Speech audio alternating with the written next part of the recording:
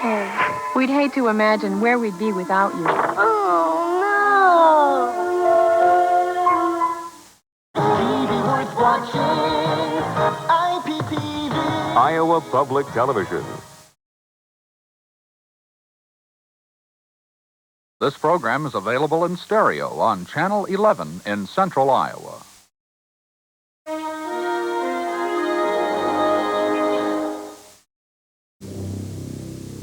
These strange markings, preserved in the clay of a Texas riverbed, are footsteps into the distant past. For one fleeting moment, 100 million years ago, a gigantic creature passed this way.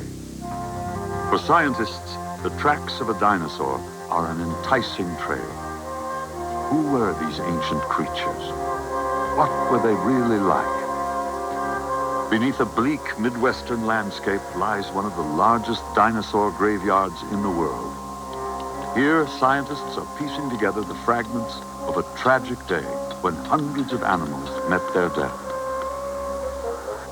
Ironically, how they died may give us dramatic insight into how they lived. Locked inside this rare fossilized egg is the embryo of an unborn dinosaur.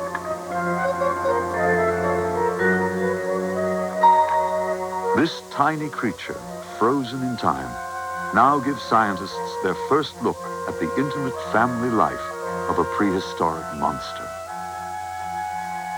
I really like this maquette. A group of maverick scientists puts the finishing touches on a radical new image of these extraordinary creatures. I mean, it's striking because I was just in Washington and studied the specimen that this is based on. And this is specimen 46. 20 years ago, one of them helped turn the world of the dinosaurs upside down. Dinosaurs are nature's special effects. They're fantastic, but they're real.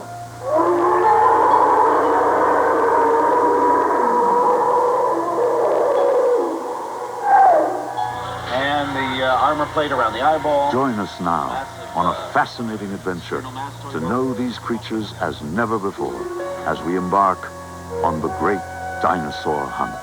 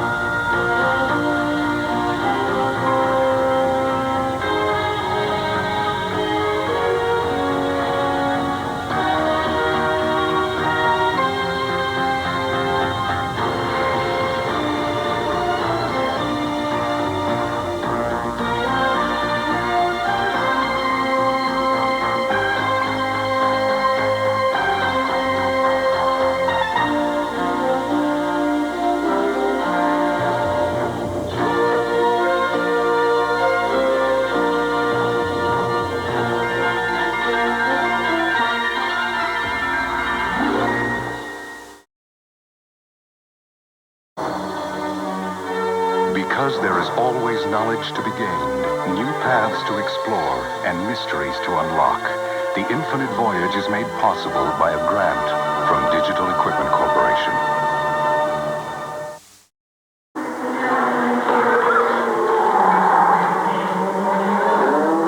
From earliest childhood, they lurk in our nightmares and haunt our dreams. Since we first discovered them, dinosaurs have cast a fascinating and alluring spell.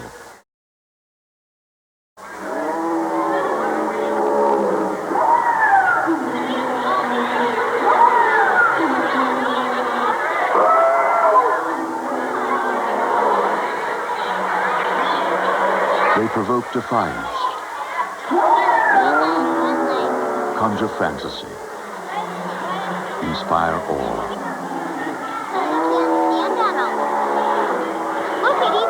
Perhaps they are all the more frightening because they are real. In the 1925 silent film classic, The Lost World, Hollywood exploited the fascination for dinosaurs and introduced them to a huge audience.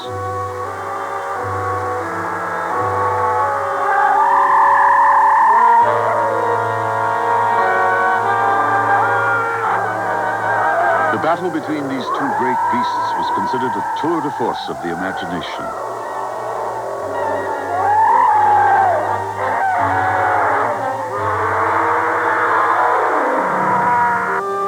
In fact, all that we had was the fossil record, ghostly proof that the Earth was once inhabited by a race of giants. Though all that remains are their bones, this mute evidence sparked a scientific quest which began in a rather unlikely place.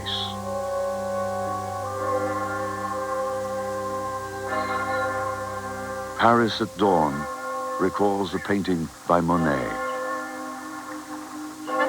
Today, Montmartre awakens to the same sights and sounds that lured a generation of artists over a century ago. Lautrec, Cézanne, Renoir.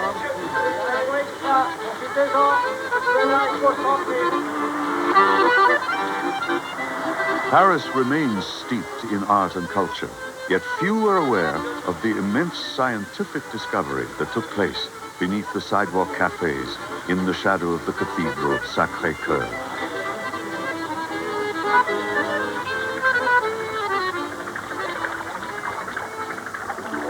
In the 18th century, Europe was still locked in religious dogma. Based on biblical truth, it was believed the earth was only a few thousand years old. The ancient world was unknown. Then a startling discovery was made in Montmartre. It was 1796, and gypsum, the original plaster of Paris, was being mined to rebuild the city after the French Revolution. As workers descended into the quarry, they began to uncover more than gypsum. The discovery of strange bones and animal fragments caused a sensation. The fossils were brought for examination to the laboratory of a brilliant young anatomist. Georges Cuvier had the uncanny ability to identify animals from a few odd bones. He believed that each group of animals had a unique architecture. Each bone was a clue to the design. By comparing the fossils found in Montmartre with living species, Cuvier made an astounding discovery. In an historic lecture, he announced that the fossils were the remains of creatures long vanished from the earth. Creatures now extinct.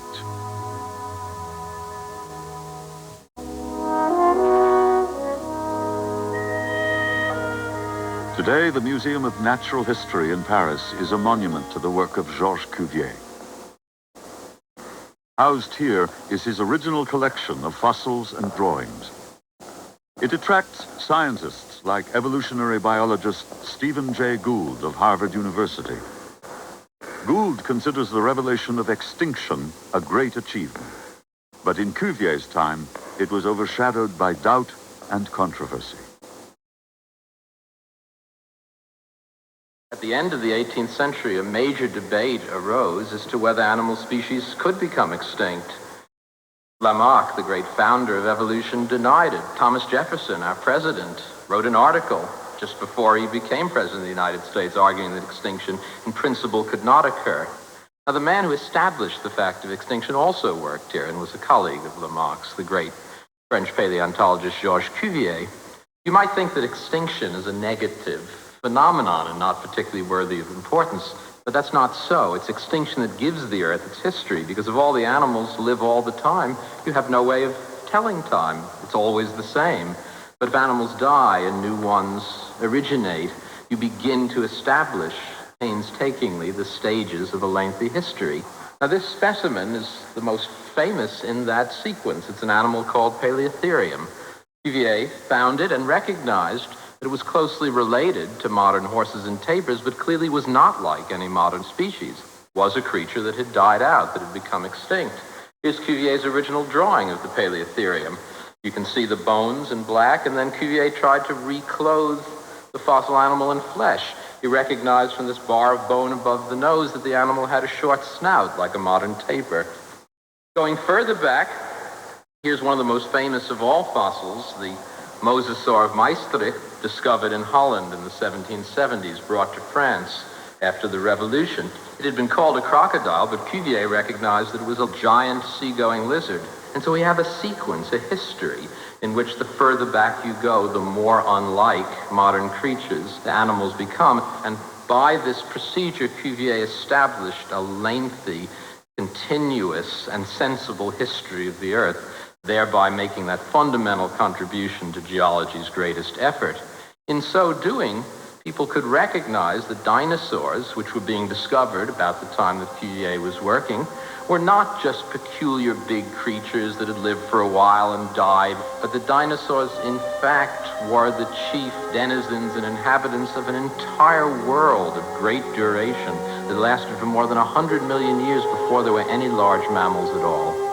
Georges Cuvier raised the curtain on the stage of ancient life. His discovery revealed an Earth much older than ever imagined, yet it would be almost a century later before the full drama of the dinosaurs would begin to unfold. In 1877, the American frontier was moving west. It was a time of trailblazing adventure and daring. Complete dinosaur skeletons had been found in Colorado and Wyoming. The discovery would launch the great American bone rush and ignite the bitterest feud in the history of paleontology. Edward Cope was brilliant and ambitious. He wanted fame and fossils. His rival, O.C. Marsh, had the money to pay for them. Driven by jealousy and greed, their methods were often less than subtle.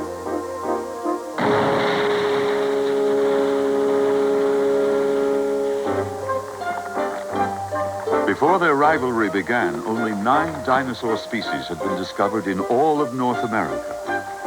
But in less than 20 years, their feud had added another 130 species to the list. It was a phenomenal achievement.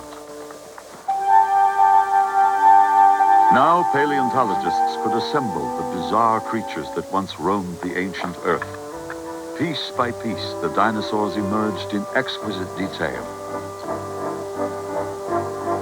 The word dinosaur is from the Greek, meaning terrible lizard, but the skeletons were of a different creature. Unlike lizards, dinosaurs had massive bodies and legs and stood fully erect. Clearly, they were unique.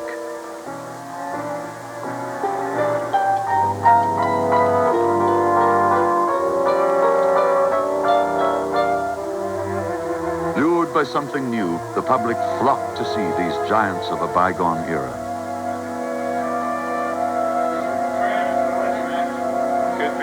Dinosaurus rex. It was one of the last dinosaurs to appear on the face of the Earth. Today, the Tyrrell Museum of Paleontology in Alberta, Canada, is the world's newest showcase of the dinosaur. It suddenly appeared back here in Drumkeller some 70 million years ago. In all likelihood, this dinosaur, if he were all fleshed out and were out hunting, wouldn't even pay any attention to us. The battle for the bones is over. Now, it's a battle of ideas. Being challenged are long-held beliefs about the dinosaurs. We think of them as dim-witted, sluggish, and obsolete, doomed to extinction. But were they? What were they really like? A new generation of paleontologists is re-examining the fossils. The hunt is on to understand the physiology and behavior of dinosaurs, to bring them to life. Even children are rediscovering them. Change the hair.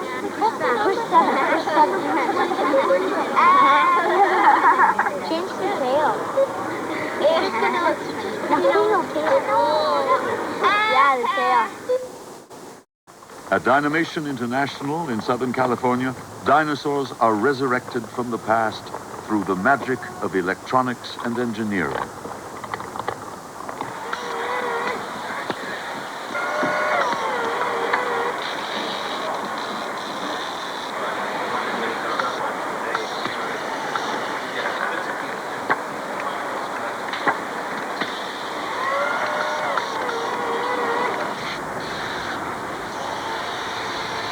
A baby triceratops is fleshed out to appear as lifelike as possible. Based on the latest scientific information, these automated robots will serve as powerful teaching tools, custom built for museums. Claw, inner three fingers with claws, the outer two, no claws. They're all like that.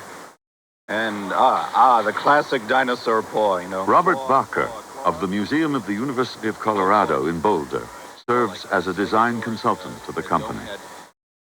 And even, in a sense, the great Tyrannosaurus, because she got only 2 claws, right? And they are the first 2 fingers, thumb and forefinger. Okay. The ancestors had more. Bacher is one of the new breed of paleontologists who have challenged the orthodoxy that dinosaurs were reptiles, a proposal that has fanned a storm of debate.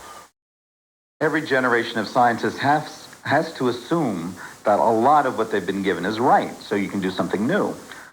And every once in a while, it's healthy to go back and say, well, maybe everything we were taught is wrong. Or maybe if we turn it upside down, it makes more sense. And that's what struck me in the 60s, that if you turned dinosaurs upside down, if instead of being cold-blooded and stupid and slow in the swamps, they were warm-blooded and smart and lively on the land, it started making a lot more sense. But there's always this challenging by orthodoxy, and I guess it's healthy. You know, it keeps you honest, keeps you fighting. As Zorba the Greek said, if you don't fight, you die, right? Bacher and his colleagues are convinced that dinosaurs were much more active and vigorous than previously thought. The way I've done this guy, you can see the sort of horn-rimmed glasses of bone that go around the eye from behind. And the eyeball itself arranged so that the right and left eye can see directly forward, right? Stereoscopy, binocular vision. It had depth perception. At the heart of the debate is the question of whether they were cold-blooded, like reptiles, or warm-blooded, more like modern mammals.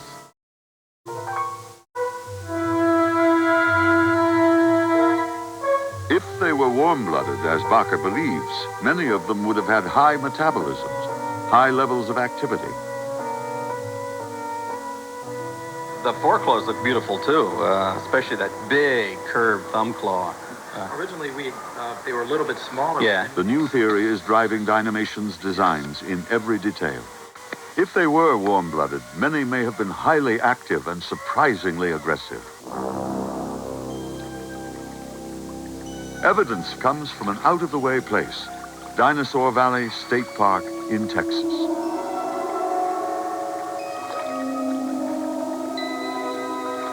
Exposed by the slow weathering of time, the elements, and the ceaseless flow of the Paluxy River, these footprints offer alluring clues for dinosaur hunters. Trapped in stone, they have lingered here for more than 100 million years.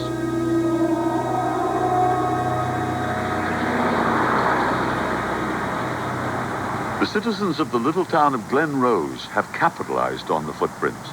They've actually developed a small tourist industry around them. Director of the local museum, Jean Mack, recalls them from her childhood. First time I saw him was out at Wheeler Branch. And I had an uncle who was a bootlegger, and of course he hid his whiskey out there. And he saw all these markings himself. I believe George Adams, the ones that had found them out there, and we all went out to look at them. And my stepfather said, oh, they're Indian markings. Of course, I wasn't but 10 years old, and I thought, if Indians didn't make those tracks, if they was going to make them, they'd been in a straight line. It certainly wouldn't go around in circles just like they was just milling around. The strange markings would make news in 1940 when Roland T. Byrd of the American Museum of Natural History led an expedition to bring back specimens. Draining a section of the Paluxy, he found the footprints of a giant brontosaur, the first ever discovered. Over time, the changing course of the river had washed away millions of years of sediment to expose the tracks. The find was astounding. Before Byrd's discovery, scientists believed these giants languished in swamps where the buoyancy of water supported their immense weight. But the Texas footprints told a different story. They were not prisoners of swamps, but land animals capable of moving freely throughout their environment. Tracks have now been found around the world. A glimpse of a moment in the life of a dinosaur, they may also be an important clue to their physiology. 37. from right to left, it's about 169 centimeters. Okay, it's 169 centimeters. The distance between the tracks can tell a scientist how fast an animal is moving. A simple mathematical formula shows that if you know the height of an animal's leg and the length of its stride, you can determine its speed. Robert Bacher. Now, if dinosaurs were cold-blooded, they would only need a cold-blooded amount of food, which means they could cruise, they could move at an average speed that was slow, as a giant lizard does today, as slow as a giant tortoise. They could move at 1 or 2 miles per hour. That would be enough. And their average footprints would look like this. The average cold-blooded T-Rex shuffling along. That would be fast enough. But if Tyrannosaurus Rex and its kin and its herbivorous prey were warm-blooded, they would have to cruise faster, because a warm-blooded metabolism demands a faster average speed, looking for food, looking for water. So a warm-blooded Tyrannosaurus Rex would leave footprints like this. Twice as fast. A theoretical 10,000-pound warm-blooded T-Rex would be cruising at 4 miles per hour, faster than a pack of wolves, faster than a pack of hyenas, emphatically a warm-blooded pace. And then the herbivore Triceratops was nearly as fast. Tyrannosaurus Rex moved on average hour to hour, day to day, not at a cold-blooded shuffle, but at a hot-blooded cruise. And so did its small relatives, and so did its herbivorous prey, so did Triceratops.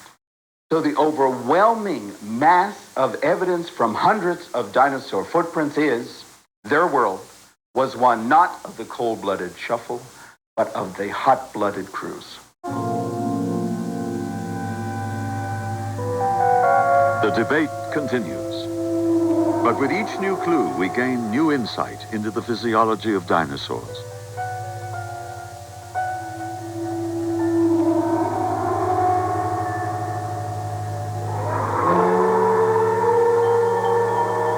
Far from the world of cold-blooded reptiles, it was a world filled with vitality and activity.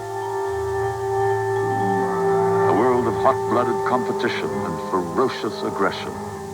A world where both predator and prey were superbly adapted to their surroundings. A world far different from today.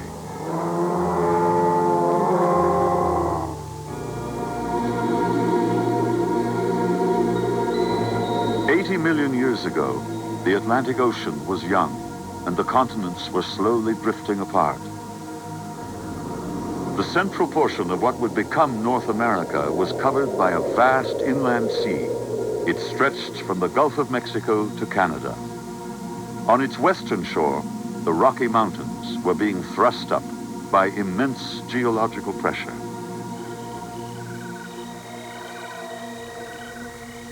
Humid, warm, and tropical, this lush landscape was the domain of the dinosaurs.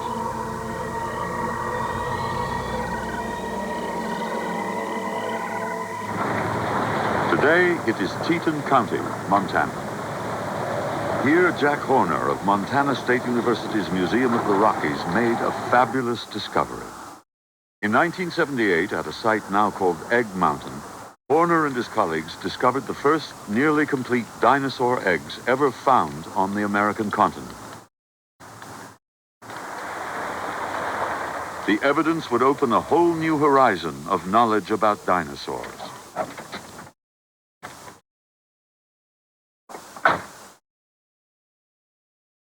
This rocky outcrop was once a small island, close to the shore of a great lake, not far from the salty inland sea. The lake was shallow, and the island one of many. Nests containing clutches of up to 12 eggs were unearthed here. It was a unique and significant find. No.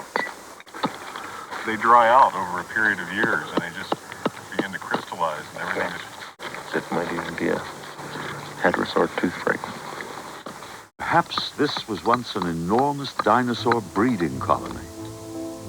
Nothing like it had been discovered since the Central Asiatic expedition to Mongolia in 1922. With 125 camels, 4,000 gallons of gasoline, 3 tons of baking flour, and a fleet of specially equipped automobiles, the expedition set out for the Gobi Desert under the leadership of Roy Chapman Andrews.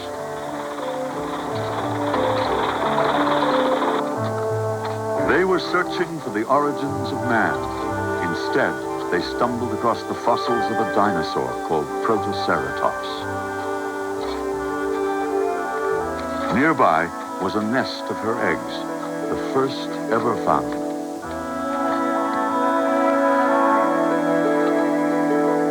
The eggs would capture the imagination of the public. More than bones, they seem to evoke an image of dinosaurs as living creatures. 50 years later, and halfway around the world, Jack Horner would unearth the eggs of an animal called Hypsilophodon. Once the eggs are back from Egg Mountain, what I'm interested in finding out is the animal's behavior was like. And so when we find the eggs, all we're finding is usually just the lower ends of the eggs with the top missing. And the fact that we find the lower ends of the eggs intact implies that the babies hatched out of the eggs and left the nest immediately. Now Horner must test his theory. Trapped within, for more than 700,000 centuries, a secret is about to be coaxed from the fossil egg.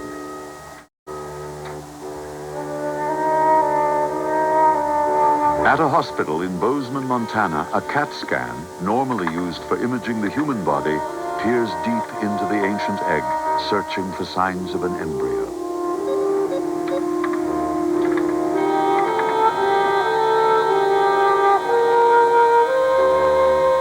Imperceptible to the untrained eye, the CAT scan reveals what Horner is looking for: tiny fragments of bone scattered within the egg.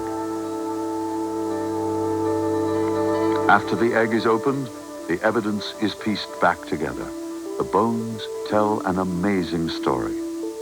We find the ends of the bones are well formed. They have a nice smooth surface on them. It means that the animal is capable of using its limbs like an adult. This is a model of a hatchling, and basically what it is a not much larger edition of the embryo. But by looking at the skeleton of the embryo and figuring out where the muscle scars are, we can reconstruct the animal, what it looked like in life. And so, from the fossil evidence comes intimate details of the life of a Hypsilophodon. It was an agile little creature that could leave the nest soon after birth and begin its search for food. Because their nests were found in colonies, they probably organized in groups.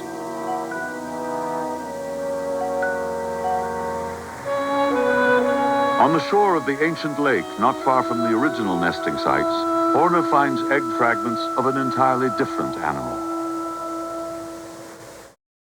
In contrast to the Hypsilophodons, we have the other nests. Instead of finding the lower ends of the eggs intact, we have pieces of eggshell broken up in the nests.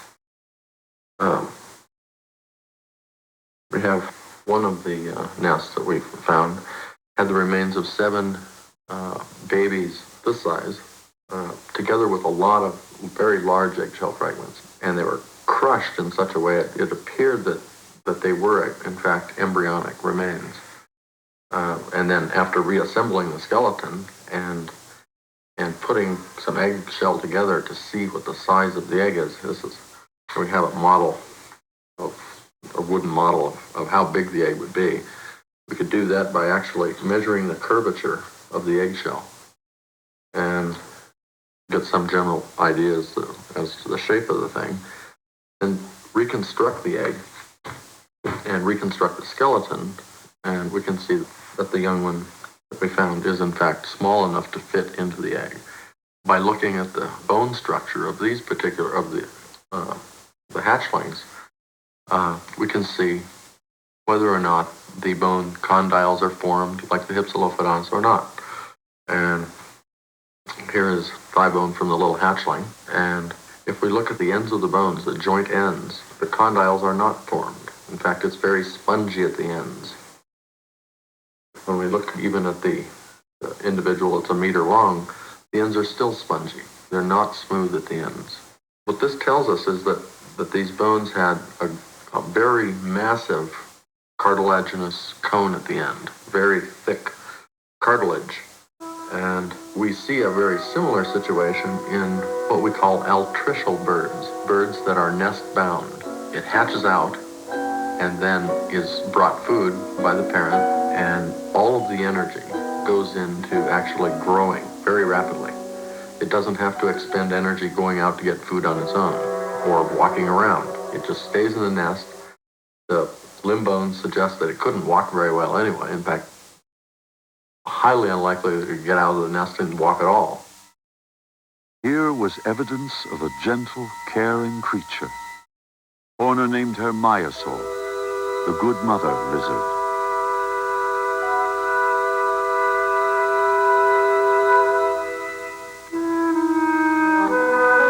From the tiniest fragments, stunning details of social behavior and nurturing in an ancient dinosaur breeding colony. Jack Horner's work has given us a rare glimpse of life on Earth more than 70 million years ago.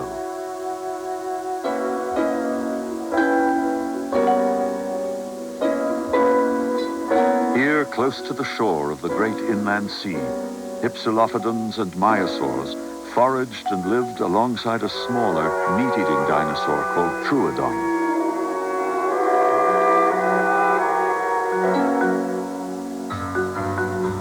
On a nearby island, eggs were laid and babies hatched.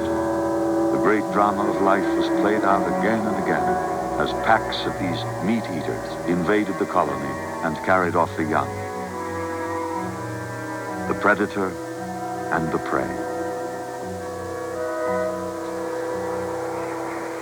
The fertile wheat fields of Alberta, Canada, are scarred by a geological feature known as the Badlands. Embedded in each layer are millions of years of dinosaur history. The region is a magnet to paleontologists like Philip Curry, assistant director of the Tyrrell Museum.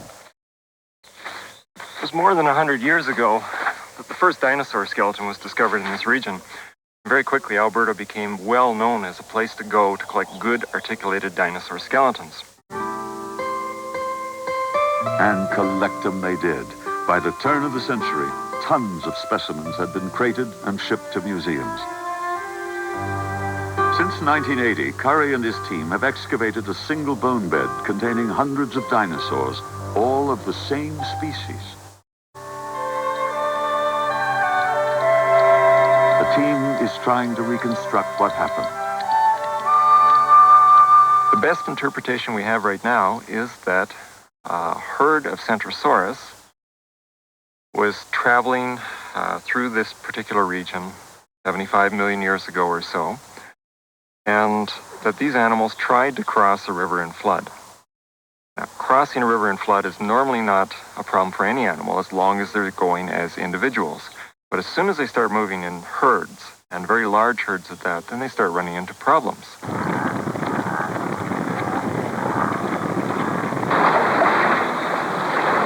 A herd of wildebeest in Africa is a chilling analogy. Crossing a river by the thousands, they often get tangled in confusion and panic. Many drown.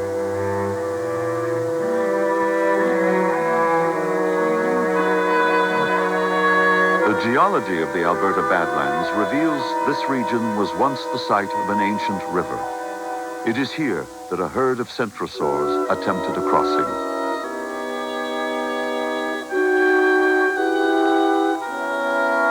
Like the wildebeest, some probably panicked, got in each other's way, and drowned. Their bodies washed downstream and collected on the riverbank.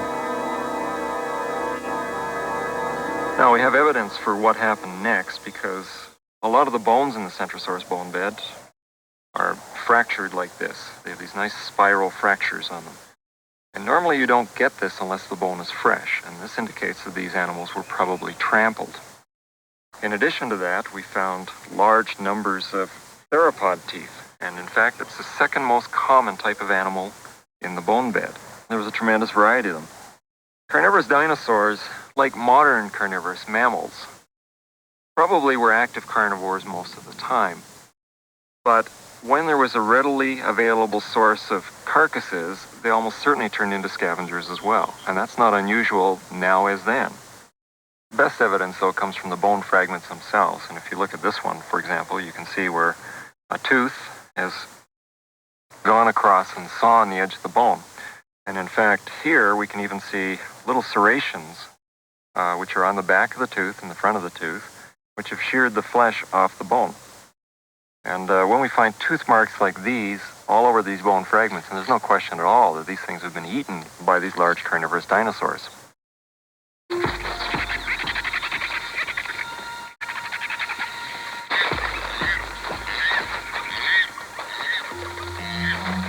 Today, the scavengers are birds, and a new bone bed may be in the making.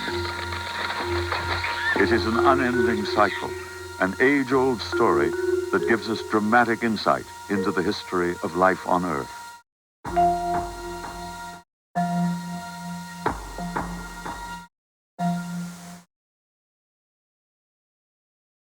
The Centrosaur bone bed has contributed much to our understanding of a single event. But Curry believes this mass death is part of a larger story. The evidence from the Centrosaurus bone bed is starting to build into something much bigger because in conjunction with some of the footprint sites that we know about, the nesting dinosaur sites in southern Alberta and Montana, and other types of bone beds that we're finding, we're getting an overall picture now that dinosaurs were moving in large herds very frequently. Now, this doesn't mean that all dinosaurs were doing that, but certainly a large number of species were. One has to come to several conclusions by looking at these different lines of evidence. And first of all, that dinosaurs were going to the same general areas every year, year after year, to lay their eggs, and they would stay around there until the young were old enough that they could join the herd and go on the move themselves.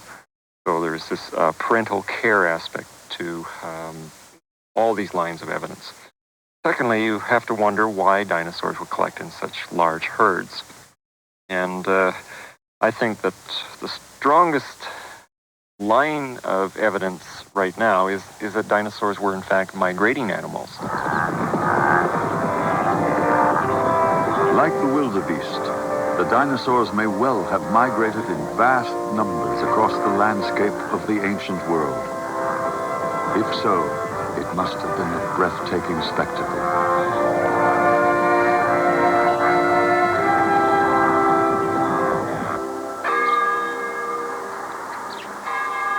The University of California, Berkeley. Paleontologist David Weishempel of the Johns Hopkins University has come to study a remarkable fossil that may provide clues to possible dinosaur communication. The animal was Parasaurolophus. It had a strange, elongated crest on its head. For a long time, scientists pondered over its purpose. Some scientists early on thought that because, say, in this Parasaurolophus, the crest projects behind the head, well, because they're hollow, they were used as air storage chambers, say, for underwater feeding. Other scientists have thought it was used as a snorkel, but there's no hole at the end. Another idea was that the crest was used to cool the brain. It's hollow and very close to the brain inside the skull. But there are other animals that lived at the same time that didn't have these sorts of things, and yet they survived. So it's hardly likely that the crests were used specifically to cool the brain. The puzzle intrigued Weishempel. He decided to investigate by slicing open one of the fossil heads to expose the inside of the crested chamber. What I found was, say this is a skull, and you're looking at a cutaway of the crest. and that it's hollow from the base of the crest down here up through the tip of the crest. The crest is hollow. There's a passageway along all the way to the end of the crest. Sharp U-bend here. And then it continues along above itself all the way out to the nostrils. So if we position a vocal organ, some sort of sound generator in the throat here that produces some sound, that sound is forced through the back of the throat, past the back of the palate, up into the crest, along the entire length of the crest, and scoots around here at the U-bend, comes along here, and the sound is emitted into the environment at the level of the nostrils, and then it's out. An animal as bizarre as Parasaurolophus really called for kind of a creative approach. So what I did was go down to the local hardware store, get some PVC tubing, got some small bits to fit on the end to make that real sharp U-bend at the end of the crest, fashioned myself kind of a creative little mouthpiece where the vocal organ is, and when I was done, what I got was, believe it or not, this model. But actually, this is just about the size and shape of the crest of these rather bizarre animals. And what you'll be hearing next is the sounds that these dinosaurs made some 75 million years ago. And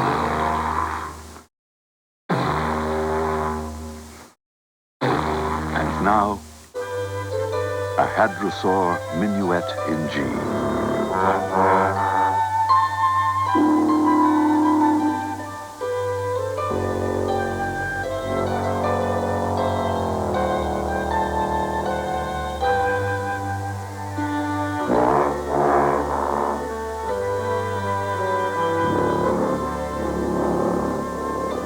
There were other members of the crested hadrosaur family. Perhaps they too were capable of producing sound.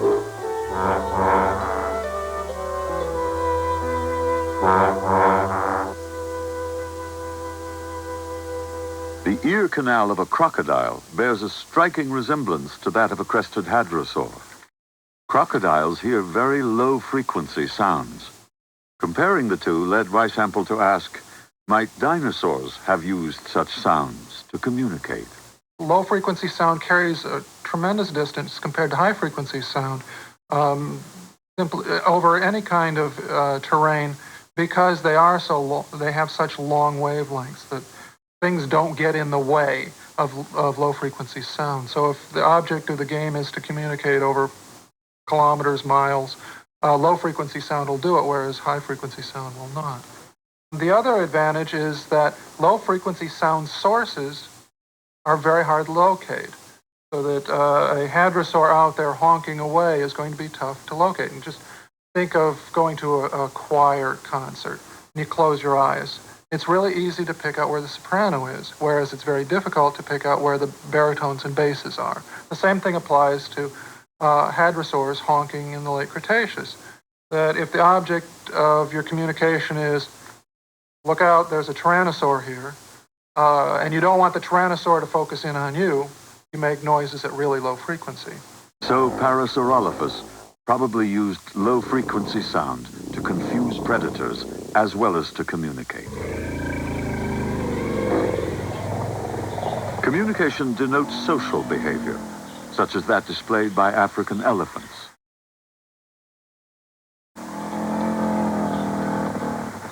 Like elephants, could the dinosaurs use low-frequency sound to warn of impending danger, protect their young, and coordinate the movements of the herd? Weishampel believes at least one dinosaur could.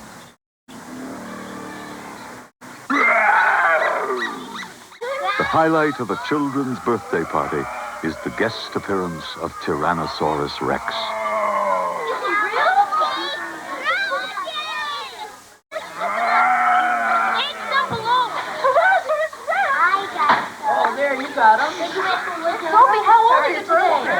The commercial world has merchandised dinosaurs on a massive scale.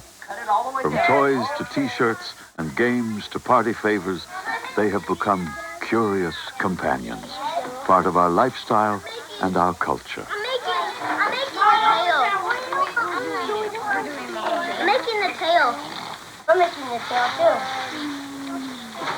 You got A dinosaur may also be a child's first introduction to science. Who is not familiar with Triceratops, Stegosaurus, and that perennial favorite, Tyrannosaurus Rex?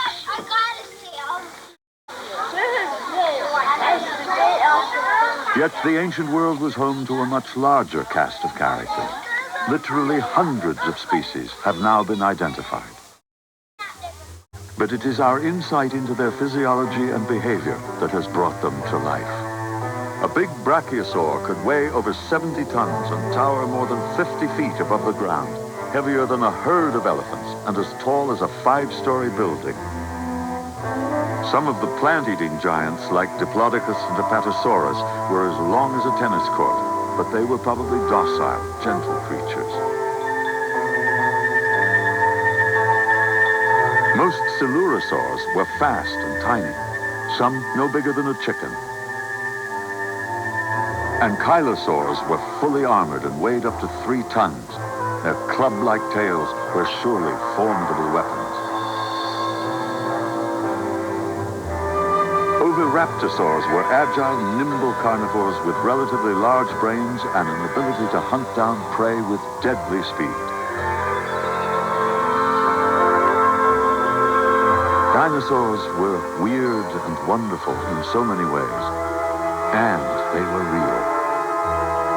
As creatures of flesh and blood, they were truly magnificent.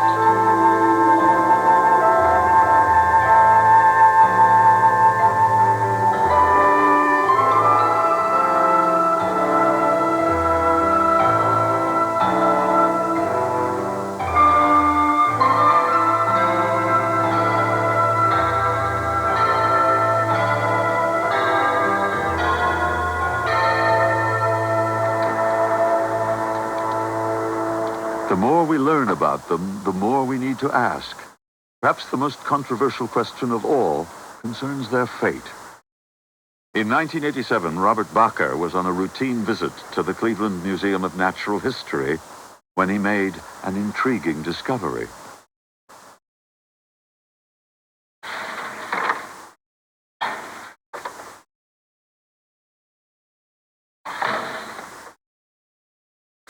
There are 2 places to hunt for dinosaurs. You can get yourself a Jeep, go to the Badlands of Montana and dig holes.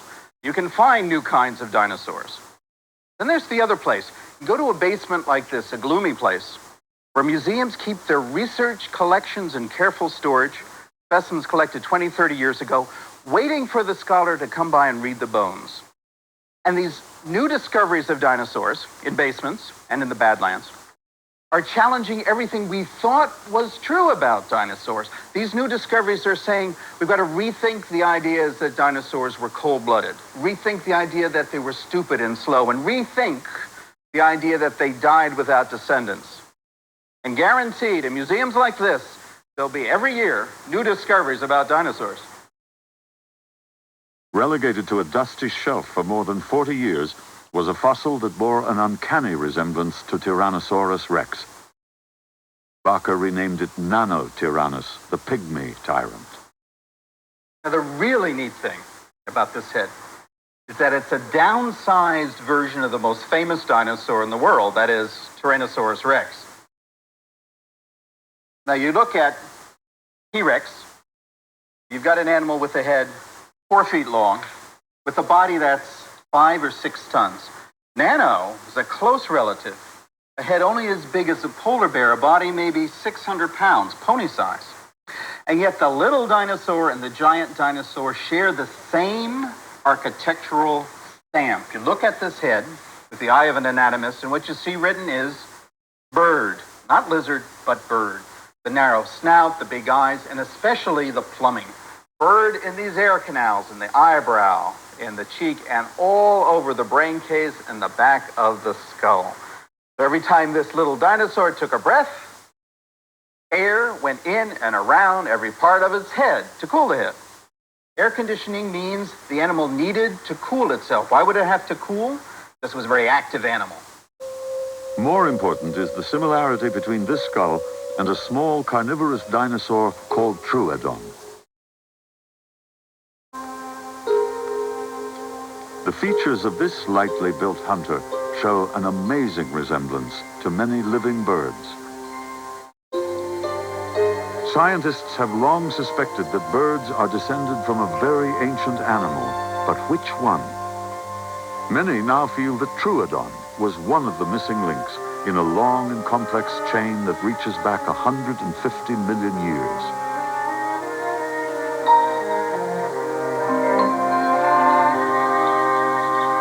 Beneath its colored feathers and exotic plumage, the anatomy of a bird points unmistakably to its dinosaur ancestry.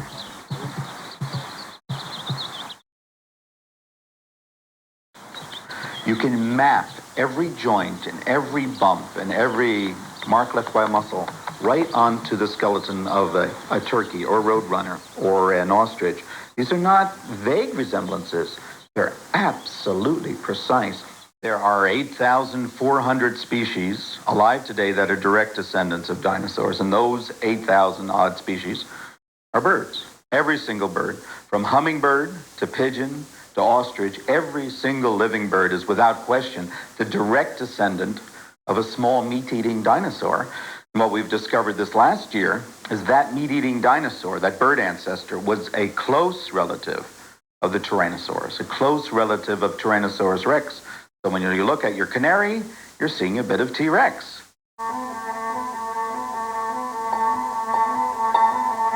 Today, many scientists believe that birds did not only descend from dinosaurs, they are dinosaurs.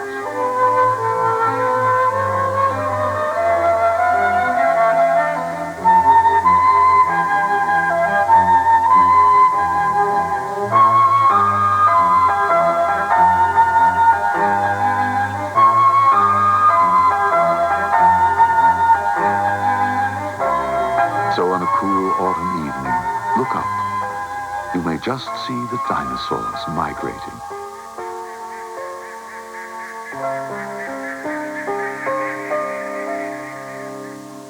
Eventually, inevitably, the giants died. While nature decreed that at least one species would survive, most of them would not. After a staggering 140 million years, they perished. Here in the rocks at the end of the Cretaceous period, their fossil record ends.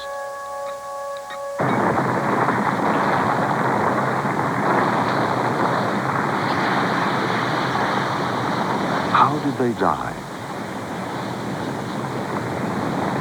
There are many theories. Was it a single cataclysm or a series of events?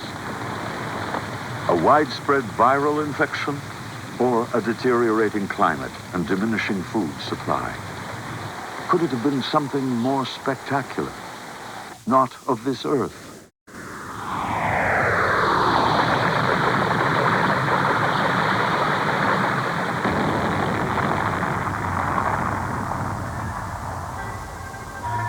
A fiery encounter with a meteor and the resulting devastation from a firestorm as soot and ash filled the atmosphere, blotting out the sun and destroying most of life. Perhaps we shall never know. But when the Cretaceous period ended, the dinosaurs and more than half of all species on Earth were gone.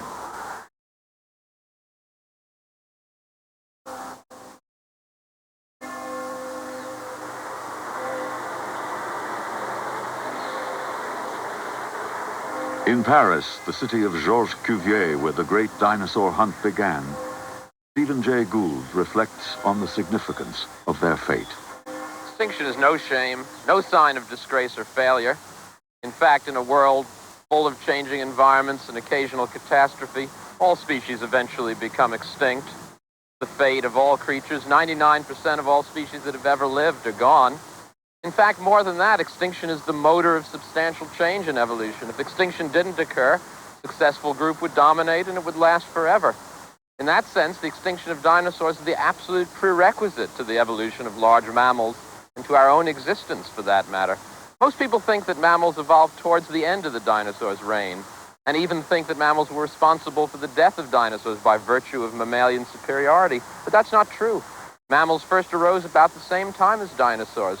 Mammals lived for all of the 100 million years of the dinosaurs' reign, but not as very successful creatures. Mammals were relatively rare. They never got any bigger than this. They lived under the foot of dinosaurs, in the nooks and crannies of a dinosaur's world, never making any progress, never displacing dinosaurs from their position of dominance. If the dinosaurs had not died, perhaps in some catastrophe, no reason to think dinosaurs wouldn't still be here, wouldn't still be dominating the Earth. They lived for 100 million years. Why not for 60 million more, which is the whole period of mammalian success? And if dinosaurs had not died, I imagine that mammals would still be small creatures like this, living in the nooks and crannies of their world, and we wouldn't be here. Once we knew only that they vanished. Now we know the dinosaurs ruled the land longer than any creature before them or since. Generation after generation, they roamed every continent and explored every niche.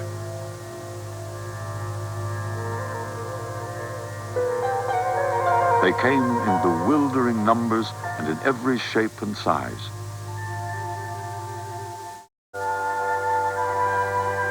They could not foresee their own extinction, nor prevent it. But all things must die. For 140 million years, they controlled the destiny of life on this planet.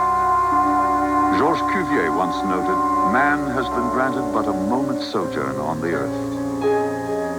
In that brief moment, we alone are the only species to comprehend and appreciate the great dinosaurs.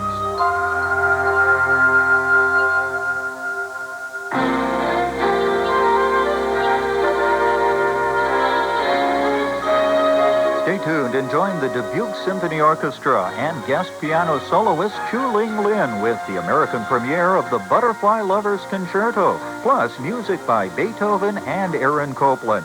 More TV worth watching next on Iowa Public Television.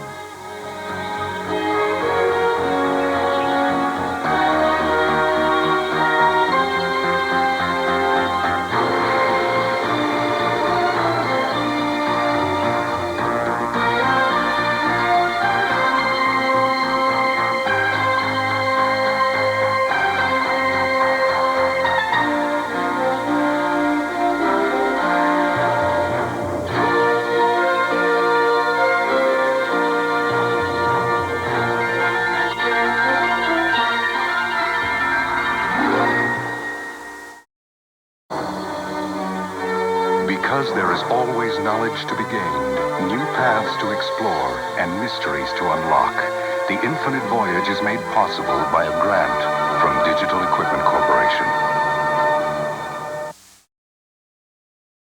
For a transcript of this program, send $4 to PTV Publications, Post Office Box 701, Kent, Ohio 44240.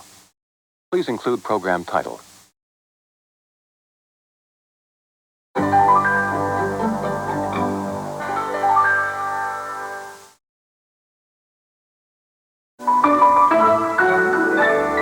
Join Iowa Public Television this Wednesday at 9 p.m. for an exciting musical event. It's the United States premiere of the Butterfly Lovers Piano Concerto, performed by the Dubuque Symphony Orchestra, with guest pianist Chow Ling Lin. Other selections include Beethoven's Symphony No. 6 and Aaron Copland's Suite from Appalachian Spring. So watch this Wednesday evening at 9. It's the Dubuque Symphony presents Butterfly Lovers Piano Concerto. Banks has the same obligation as a fire department, police department, a school. Banks are profit-making businesses. New competition is forcing banks to fight harder for profits. The old bank is gone. The new one is lean, aggressive, and a bit unpredictable. I'm Sylvia Chase. Join me as we explore the new world of banking this week on Money in America. See the premiere program later tonight at 10:30. Jimmy Carter looked as if he aged 10 years in office. I aged about 15 years watching him be president. That's what was wrong with Jimmy Carter. Every time I came in the house and turned on the news and looked at him, I said, oh, God, we must be in really serious trouble here. He wants me to turn down the heat. I mean, we must be close to a nuclear war here. Look at this man's face. See the conclusion of the Power Game tomorrow at 7. 1, 2. At Iowa Public Television, we count on our friends. Your ongoing support makes the difference and ensures continued TV worth watching in Iowa. When you receive this renewal notice, please respond. 10. We'd hate to imagine where we'd be without you. Oh, no. IPTV. Iowa Public Television. This program is available in stereo on Channel 11 in central Iowa. Major funding for the following program was provided by Friends of Iowa Public Television.